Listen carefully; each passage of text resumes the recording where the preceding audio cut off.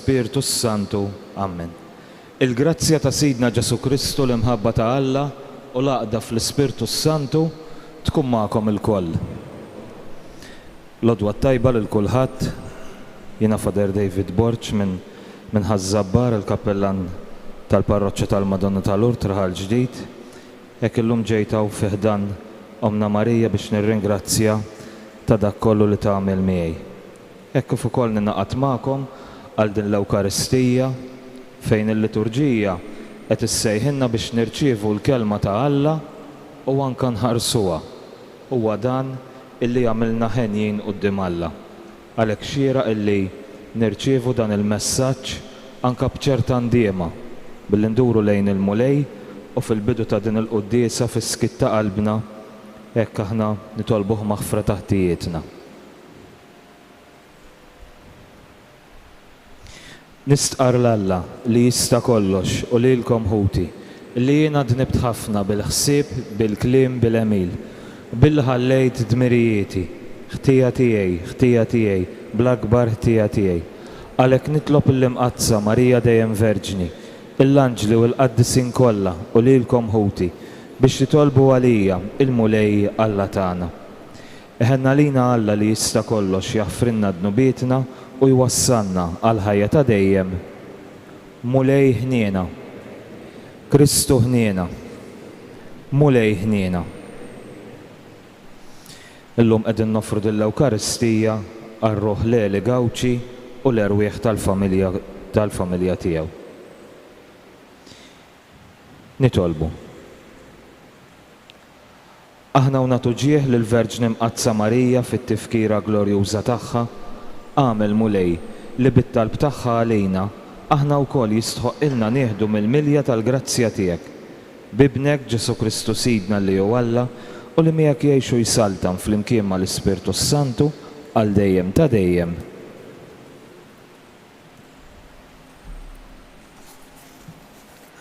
Qari mill-Littra ta' San Pawl Apostol Galatin. Ħuti, l-Iskrittura xeħtet kollox taħt id-dnub ħalli l-weda bis-saħħa tal-fidi f'Ġesu Kristu tingħata lil dawk li jemmnu. Qabel ma ġiet il-fidi, aħna konna miżmumin priġunieri taħt il-ħarsien tal-liġi, sa ma tiġi l-fidi li kellha tkun irrivelata. Il-liġi mela kienet mexxina qisna tfal lejn Kristu biex inkunu ġustifikati permezz tal-fidi. Issa li ġiet il-fidi ma neħtiġux aktar minn imexxina. Għax intom ulied Alla il-kol kemm intom permezz tal-fidi fi Kristu Ġesu. Intom li intom mamda fi Kristu ilbistu l-Kristu. Issa ma hemmx iżjed ludi u anqas Grik, ma hemmx il-sir u anqas ħieles, ma hemmx raġel u anqas mara, għax intom il-kol ħaġa waħda fi Kristu Ġesu. Imma jekk intom ta' Kristu, intom ukoll nisel Abraham, werrieta skont il-weda. Il-kelma tal-mulej. Ngħidu flimkien, il-mulej jiftakar għal dejjem fil-pat tiegħu. Għannulu u doqqulu xandru l-ġubijiet tiegħu kollha, ftaħru bl-isem qaddis tiegħu, tifraħ il-qalb ta' dawk li jfittxu il-mulej. Ngħidu, il-mulej jiftakar għal dejjem fil-pat tiegħu. Ħabirku biex tarfu il-mulej u l-qawwa tiegħu, fittxu il-wiċċu il-ħin kollu, ftakru fil-ħwejjeġ kbar li jagħmel, fl-ġubijiet bil-ġudizzji tiegħu. Ngħidu, il-mulej jiftakar għal dejjem fil-pat tiegħu.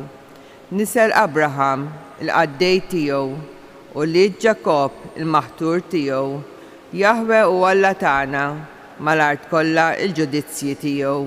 Ngħidu, il-mulej jiftakar għal dejjem fil-pat tiegħu. Inqumu għall-Evanġelju. Alleluja. Alleluja, alleluja. Ħin ja dawk li jisimgħu il-kelma ta' Alla u ħarsuha. Alleluja.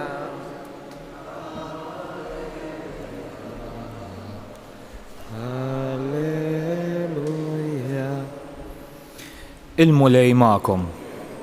Qari mill-Evanġelju skont San Luqa. F'dak iż-żmien waqt li Ġesu kien qed jitkellem, kien hemm waħda mara li jollit leħenha minn qalb il-folla u qaltlu: Ħin il-ġuf li ġiebek u s-sider li rdajt. Iżda hu qalilha: Imma tassew ngħidlek, aktar ħinja dawk li jisimgħu l-kelma ta' Alla u jħarsuha. Din hija l-kelma tal-mulej.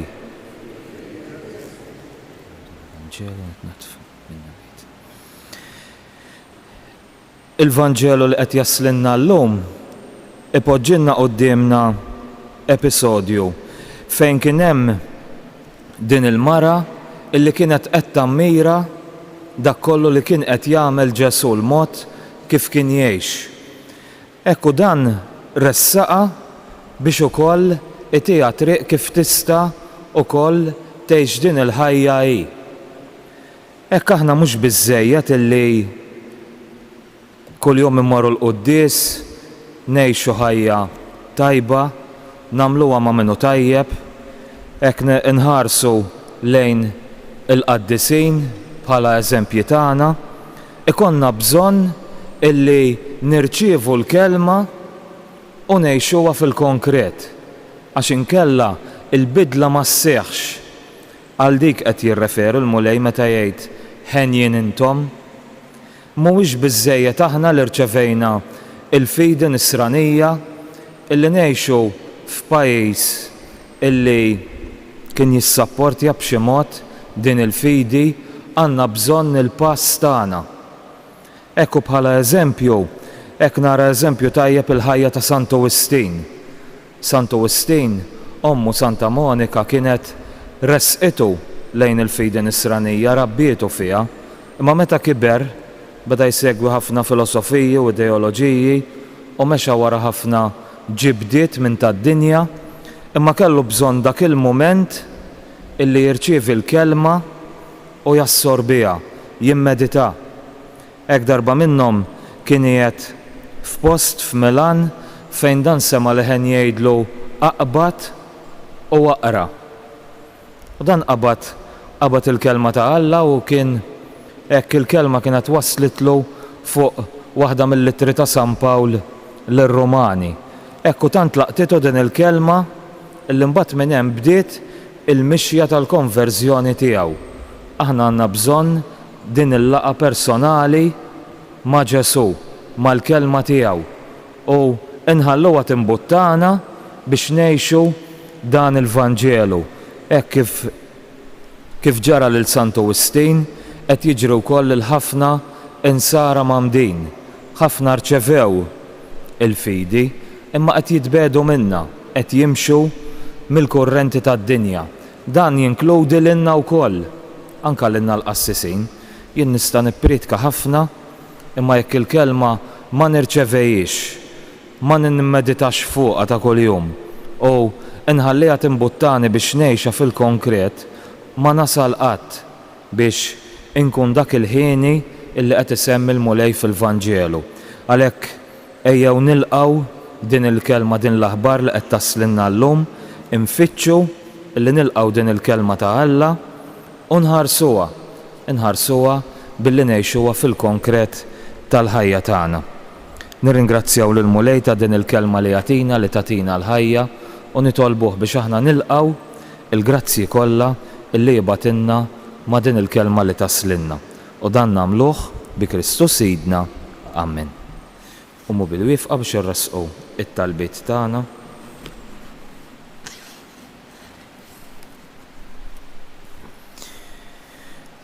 Il-mulej faħħar lill-ommu għaliex semet il-kelma ta' Alla u wettqitha bil-fidi tagħha. Nagħmlu tagħna għalhekk il-kliem ta' din l-omm waqt li aħna nresqu wkoll it-talbiet tagħna. Nitolbu sabiex bħall-imqazza Marija l-insara jisimgħu l-kelma ta' Alla u jwettquha fil-ħajja tagħhom. Nitolbu sabiex dawk li jfittxu l-applawsi u s-suċċessi fil-ħajja jifhmu li l-approvazzjoni vera ta' kull ma jagħmlu tiġi biss minn Alla illi jħares lejn kull min huwa omli. Nitolbu. Nitolbu sabiex bħal verġni mbirka aħna wkoll nfittxu li nkunu għaddejja ta' ħutna b'mod speċjali ta' dawk illi huma fil-bżonn. Nitolbu.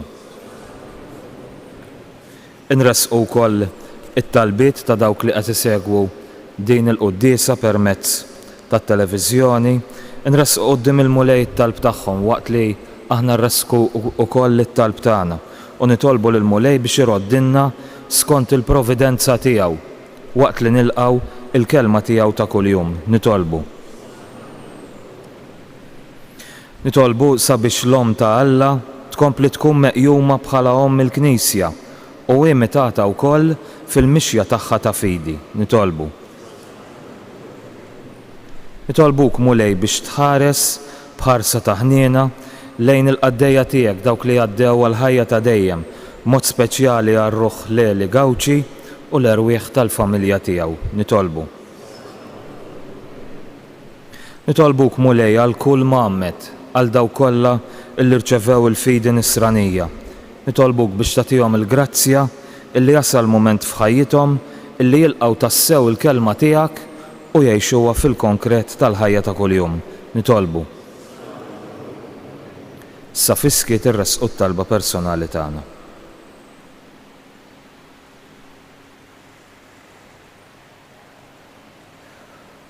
O Alla int ħarist lejn iċ-ċokon tal-qaddejja tiegħek Marija u għamilt magħha ħwejjeġ kbar.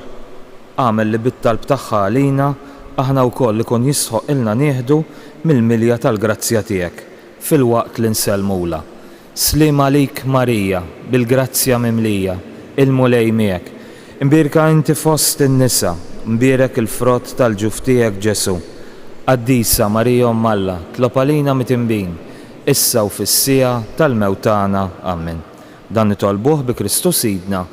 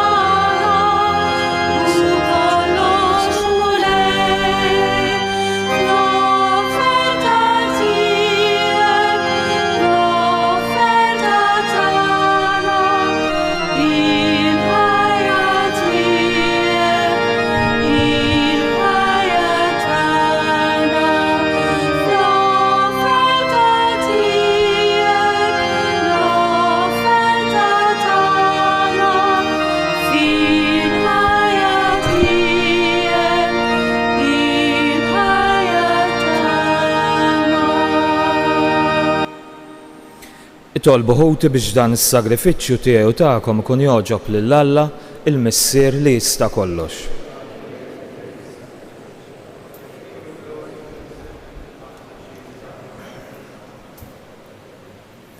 Ilqa' mulej l-offerti għas-sagrifiċċju mwaqqaf b'ordni tiegħek u kompli fina l-emil ta' fidwa billi tqaddisna b'dawn il-misteri tas-sema illi aħna qegħdin niċċelebraw bħala qaddejja tiegħek.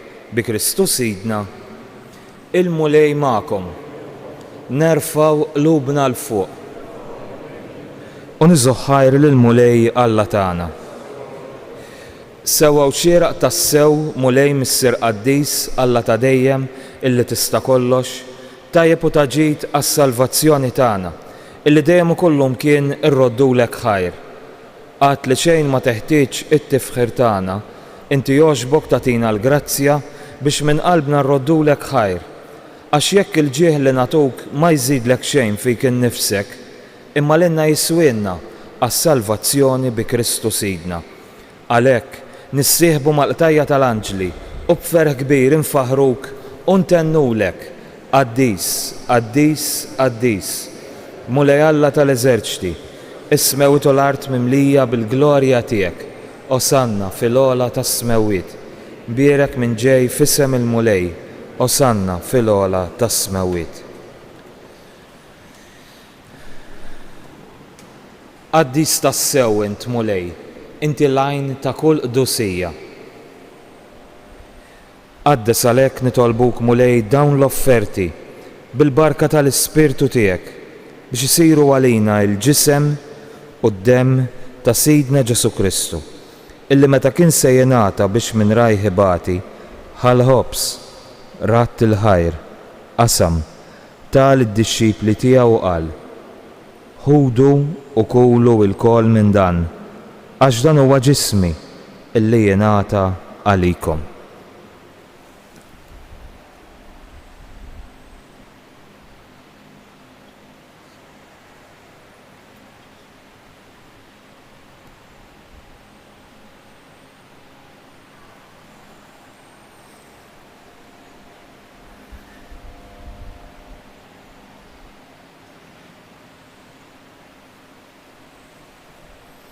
Ekku kol wara l-ikla ħal-kalċi, reġa' ratt il-ħajr tal-iddixxipli tiegħu qal: ħudu u xorbu minnu l-koll, għax dan huwa l-kalċi ta' demmi, tal-patt il-ġdid li jibqa' għal dejjem, id-demm li jxxerret għalikom u għall-bnedmin kollha għal maħfra ta' dnubiet.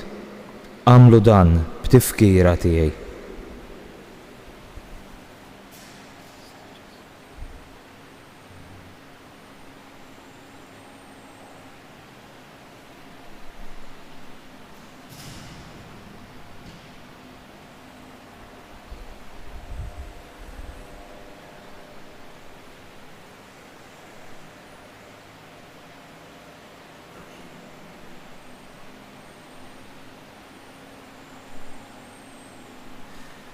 Dan hu l-misteru tal-fidi, nħabbru l-mewt tiegħek mulej, inxandru bil-ferħ il-qawmin tiegħek, nistennewk sa ma tiġi fil-glorja. Għalhekk aħna nagħmlu dan b'tifkira tal-mewt u l-qawmin ta' Sidna Ġesu Kristu, nofrulek mulej il-ħobs tal-ħajja u l-kalċi tas-salvazzjoni. U rroddulek ħajra li xogħġbok tilqana hawn quddiemek biex naqduk. Miċ-ċokon tagħna nitolbu li l-Ispirtu Santu jaqadna f'ġisem wieħed, lilna l-koll li nieħdu sem mill-ġisem u mid-demm ta' Kristu. Ftakar mulej fil-Knisja tiegħek imxerda mad-dinja kollha, wettaqa fl-imħabba flimkien mal-Papa Franġisku, mal-Isqof Anton, mal-isqfijiet li qegħdin jgħinuhom u mal-Ministri tiegħek kollha. Ftakar ukoll f'ħutna illi raqdu bit-tama tal-qawmin. Ftakar nitolbuk mulej għal qaddej tiegħek Leli u l-erwieħ tal-familja Gawċi u fħutna il-mejtin kollha.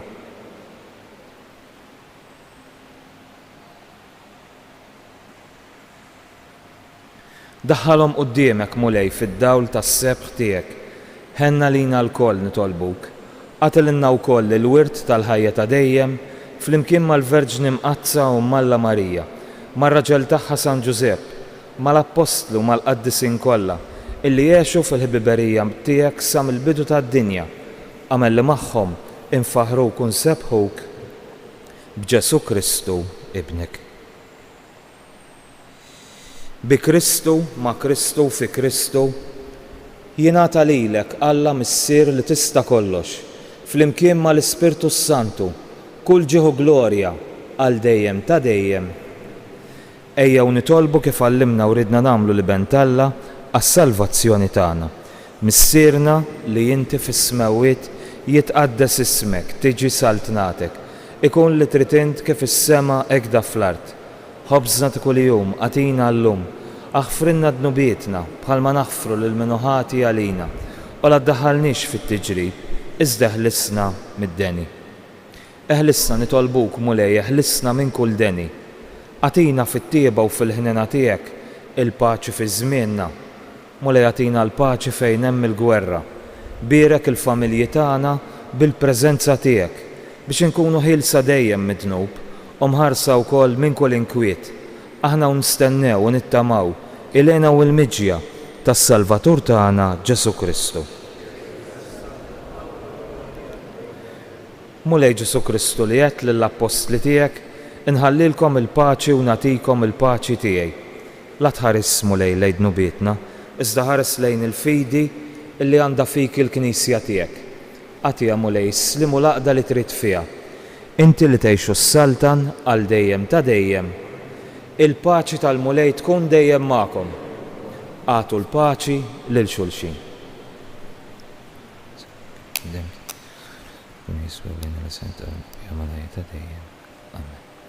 Ħaruf talla li tneħħi dnubiet tad-dinja ħenna lina, ħaruf talla li tneħħi dnubiet tad-dinja ħenna lina, ħaruf talla li tneħħi dnubiet tad-dinja għatina l-paċi. Ġesu Kristu nitolbok nitqarbina bil-ġisem d-dem tiegħek ma tkunx il-kundanna tiegħi, iżda l-nina tiegħek tkun għalija l-ħarsin u l-fejqan tal-ħu ġisem.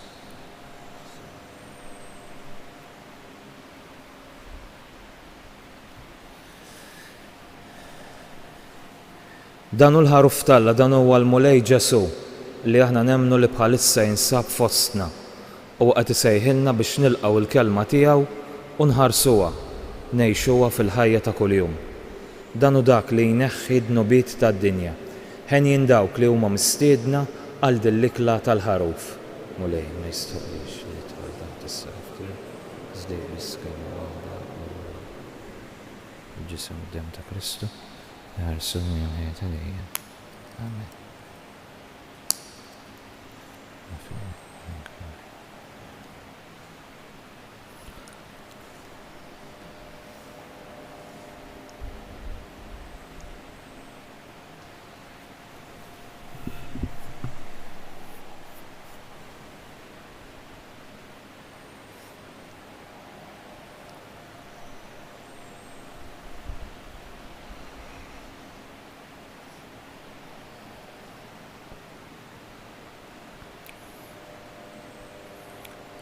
Il-mulej tajjeb ma' min jittama fih, ma' dik ir-ruħ illi tassew tfittex lilu.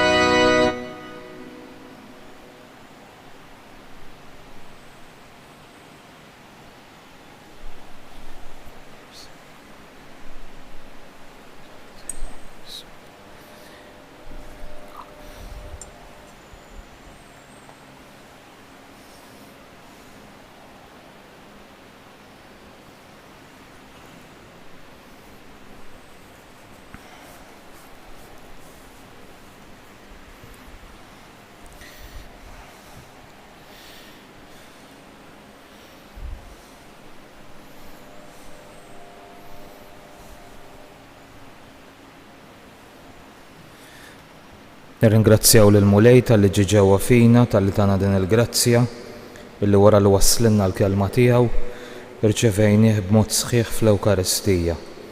Waqt li nirringrazzjawh ta' dan kollu, nitolbuh għal dawk li huma l-aktar il-bogħod minnu. Glorja lil Missier, lill-Iben u lill-Ispirtu Santu. Nitolbu t-talba lil San Mikil. San Mikil Arkanġlu, idħol għalina fit-taqbida, kun inti l-għajnuna tagħna kontra l-ħażen u t-nassis tad-demonju. Irażnu Alla nitolbuk bil-ħerqa, inti l-aqwa fost il-qtajja tas-sema. Itfa bil-qawwa ta' Alla fil-qiegħ tal-infern lix-xitan u l-ispirti ħżiena l-oħra illi jiġġerraw fid-dinja għat-telfin tal-erwieħ. Amen. Nitolbu. Għatina o Alla li tista' kollox li s-sagrament li bih tqarbilna ikun l-ikel u x-xorb tagħna biex nimbildlu f'dak li aħna nirċievu. Bi Kristus Sidna, il-mulej magħkom. Iberikkom Alla li jista' kollox, il-Missier, l-Iben u l-Ispirtu Santu. Morru u għejxu fil-paċi ta' Kristu.